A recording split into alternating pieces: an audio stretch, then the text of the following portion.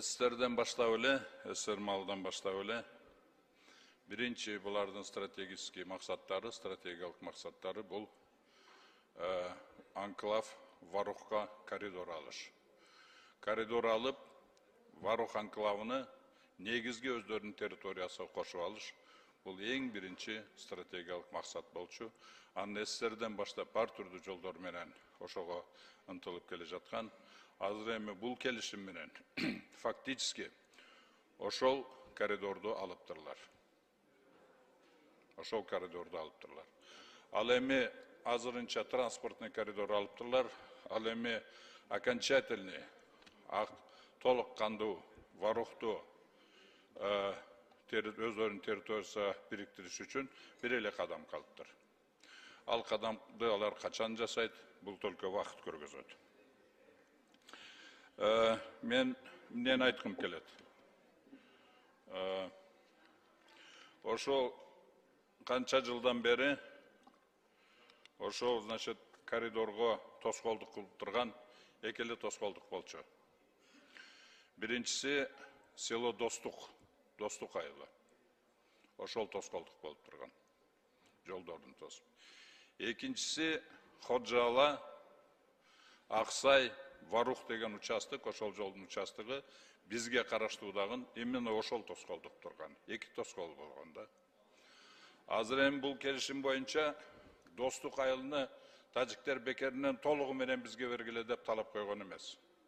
Толугу менен биз ага макул болуп, ал тоскоолдукту алып коюп атабыз.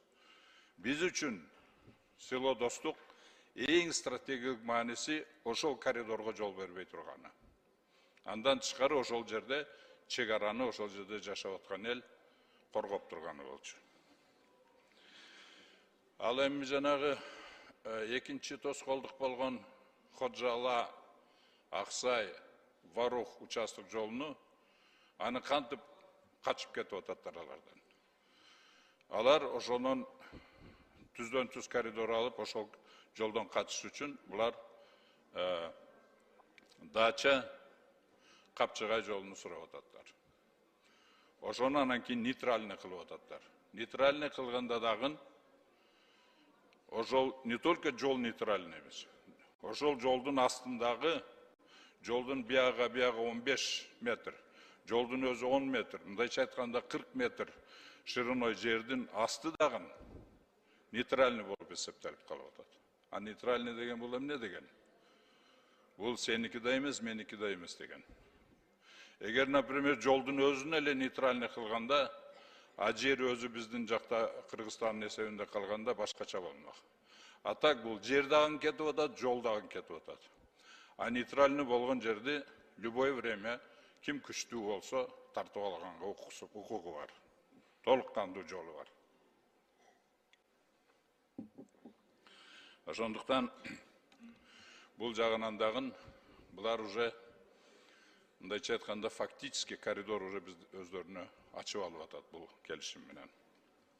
Эми дагы мунун ордуга бизге якобы жол берип атат, ошондой эле нейтральный Миңөрүк, Самаркандек деген 3 километр. Бул жерде биз алданып калып атабыз да. Себеби деген 2003-2004 жылдары тажиктер Айгулташ, Канибадам деген электролеп өткөргөндөр. Ошол электролепти өткөргөнгө биздин Баткен районунун территориясынан 104 гектар жер ошолорго өткөрүлүп берген. Колдонушка. Ошонун ордуна компенсациясыга булар ошол вакта жанагы Миңөрүк, Самаркандек жолуну бизге бериш керек болчу. Акылдык ошондой болгон. Биз ошол келишимдер менен ратификация кылып, Бакиев кол коюп, вернее Акаев кол коюп, полностью ратификация кылганда тажик тарабы ратификация кылбай койгон. Ошондо мен 2005 жылы революциядан кийин курултайда губернатор болуп шайланып келгенде мен биринчи кезекте ошол жолго көңүлүмдү бургам. Себеби ал биз үчүн өтө маанилүү болчу. Себеби биз транспорттук көз карандыда болчубуз тажиктерден ошол кезде. Ошондуктан мен барганда ал жерде жаңы ратификация кылбаганыга аз келгенсип, ошол жерлерди бүт тажик жарандарга жерлерди берип койгон экен. Анан ал жарандары болсо бизден компенсация талап кыла баштаган. А биз болсо ээс менен сүйлөшүп туруп, ошол жолду куруш үчүн, эстакада куруш үчүн 6 миллион еврога макулдашуу болуп, алар уже акчасын бөлүп берген болчу. Ошондо мен ошол 6 миллиондун жарымынан көп эле ошол компенсация кетип калмак. Мындайча айтканда, жолду куруш мүмкүнчүлүк жок болуп калган ошол менен. Ошондон кийин мен ээс менен сүйлөшүп туруп, 10 миллион евро бөлдүрүп, айланма башка жолду салдыра баштаган.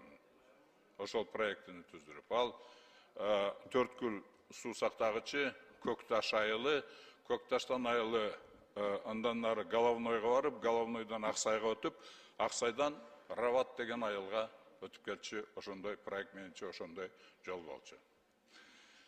Аны бирок мен 2007-2008 жылы уже губернаторлуктан кетип калгандан кийин ошол жолду сала баштагандар. Бирок Минтранс ошол Көкташка чейин жеткенден кийин нарака Головной проект менен Головной жака жолду салыштын ордуна жана 4 көчөгө буруп жүгөргөндөр.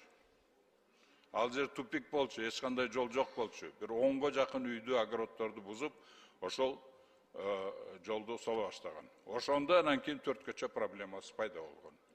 Тажиктер ага тоскоолдук кылып, талашып тартышып жатып, анан кийин өзүңөр жакшы билгендей, Мадумаров барып туруп, анан кийин ошол келишим түзүп, ал жерде арендага алып, ошондон анан кийин ошол 4 көчө тажиктердики болуп эсептелип калган. Ташиев ошону айтып атат, жанагы 4 көчө жөнүндө айтып атканда.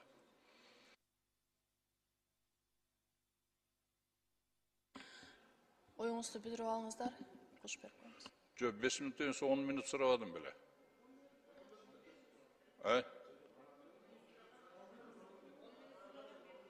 10 мүнөт сураган белем. Мен 10 мүнөт сурабадым ба? 10 мүнөт сүйлөдүңүз. Эме болсо дагы немени мен бүтүрүп коеюнчу, бул өтө маанилүү да. Мага убакыт бергилечи мындай эле, бош эле. 1 минут. Голоско коюңуздарчы. Мен ушуну бүтүрүп коеюн. Себеби деген мен берди айтпасам бар бир эле сыртка чыгып туруп интервью берем да, айтам да мунун бардыгын.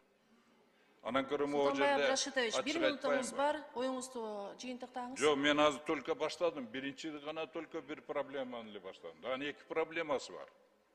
2 стратегиялык маселе бар. Аны эгер мага жөн эле суранып кетем, добушко коюп коюңузчу, мага мындай эркин эле эме бериңиздерчи, мен сүйлөп алайын ушуну, баарын айтып алайын. Алдыда ал маселе Бул деген көтөрүлөт өтө да, маанилүү нерсе. Рашидович. Бул деген Ошондо биздин сүйлөйсүз. чынын айтканда биздин эгемендүүлүгүбүз жөнүндө сөз болуп атат. Анан кийин Лейлек району сүлүктүү ал жагы полностью анклав болуп калыш акыбалга келип калышыбыз мүмкүн. Ошондуктан бул территориальный целостность биздин улуттук коопсуздугубуз жөнүндө сөз болуп атканда мага эркин эле сөз берип койгулачы. Мен шашпай айтып берейин бардыгын. Добушко коюңуздарчы. Да. Жок, мен 5 мүнөт. Мага эркин эле бериңиздер, мен айтып алайын бардыгын. Рахмат, Султанбай Абдрашитович, 1 Жок, минутуңуз мен да бул жер- кетти. Кийинки Ишеним фракциясынан Миргүлөм Мурзаковна келиңиздер.